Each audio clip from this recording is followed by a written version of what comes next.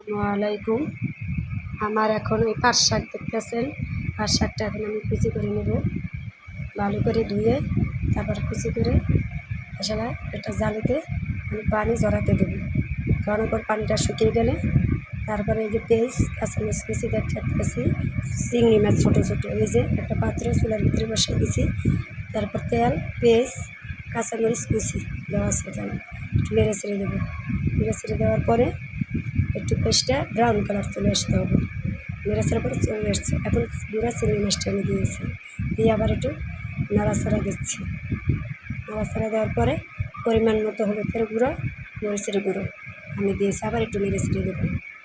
নেড়ে ছেড়ে দেওয়ার পরে আবার কাঁচামরিচ কুচি দিয়ে নেড়ে ছেড়ে দিয়ে আবার শাকগুলো দিয়ে স্বাদ মতো একটু পরিমাণ লবণ, তারপর শাকটা নেড়ে ছেড়ে দেবো ভালো মতো নেড়ে ছেড়ে দেওয়ার পরে শাকের ভিতরে একটা পানি আছে, ওই পানিটা মানে শুকাতে থাকবে।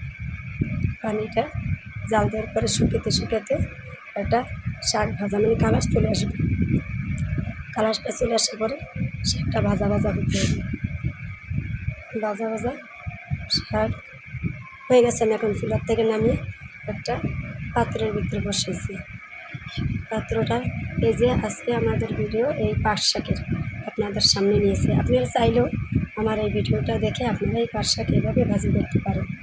আর আপনারা যদি আমার ভিডিওটা ভালো লাগে তো